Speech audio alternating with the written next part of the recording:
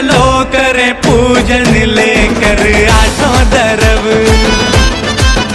चलो मंदिर चलो करें पूजन लेकर आठों तरफ। ओ आ गए पर्युषण पर्व। चलो मंदिर चलो करें पूजन लेकर आठों तरफ। चलो मंदिर चलो करें पूजन लेकर आठों तरफ।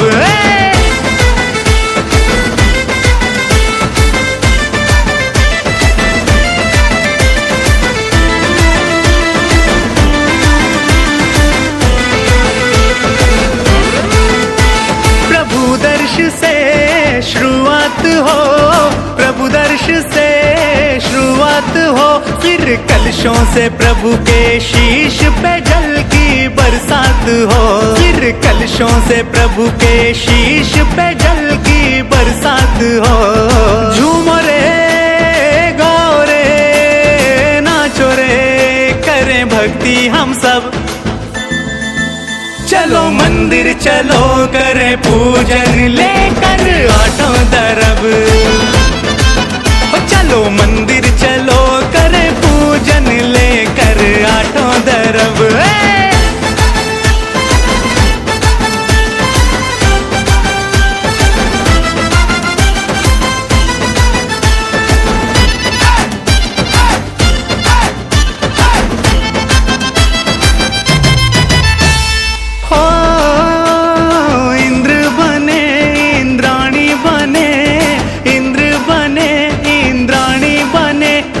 पुण्यों की गठरी हम अपनी जरा भारी करें।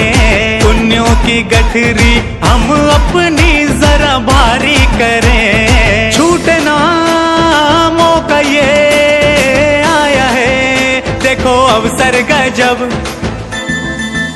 चलो मंदिर चलो करें पूजन लेकर आठों तरफ। चलो मंदिर चलो करें पूजन लेकर आठों तरफ। पर्युषण पर्व आया है पर्युषण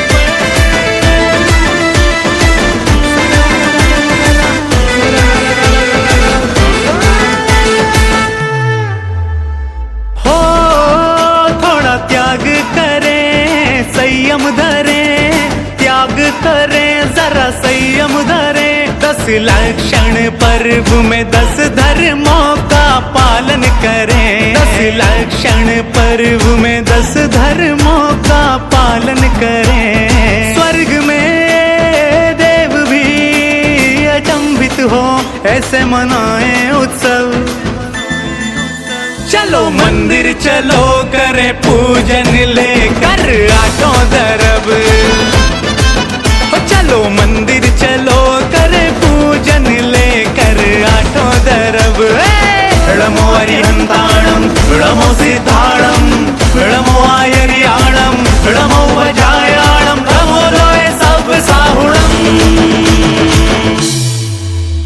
जो वचन हमारे प्रचलित भाषा में हैं, वे वचन भी सत्य वचन की श्रेणी में आते हैं। और इसके विपरीत ऐसे भी वचन हैं जो वचन झूठ होते हुए भी वे सत्य कहलाते हैं।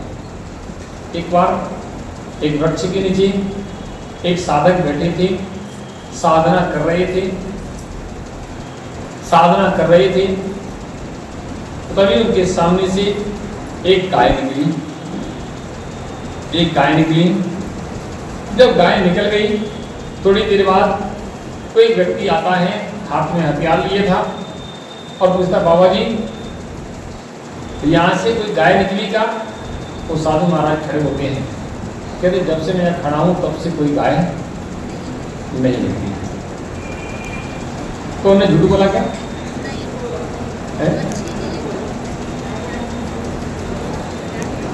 उन्होंने अपने संधर्म की रक्षा करने के लिए बुद्धिपूर्वक काम किया और कहा नहीं, जब से मैं खड़ा हूं तब से यहाँ कोई गाय नहीं निकली। और कदाचित बैठे में भी कहते कि नहीं मैंने कोई गाय नहीं देखी। क्यों? जब दिख रहा है कि सामने ये व्यक्ति हिंसक है, गाय की हिंसा करने के भाव से या किसी जीव की हिंसा करने के भाव से जा रहा है, तब कहीं कदाचित हम बोल भी देते हैं कि नहीं वह ऐसा नहीं है। तब भी हमारा वह झूठ भी सत्य की श्रेणी में आता है, वह झूठ भी सत्य की श्रेणी में आता है, क्योंकि हमारे भाव जीव के मारने के नहीं, जीव की रक्षा के हैं। जो भाव जीव की रक्षा के हैं वे सारे सत्य धर्म के अंतर्गत आते हैं, और जो भाव जीव के मारने के हैं वे सब असत्य की श्रेणी में आते हैं। समझना। और बताएं आपको, और बताएं। अब मान लें आप केवल इतने ही व्यवहार मत देखें, आपसे किसी ने कुछ पूछा, आपने बता दिया, तो कहा मैंने सत्य तो कहा था, मैंने कहा झूठ कहा था। अरे कहीं किसी की चुगली की बात चल रही हो, किसी की गलत चर्चाएं चल रही हो, तुमने कान में सुन लिया, तो इस कान को सुन करके इस कान से बाहर निकाल दो।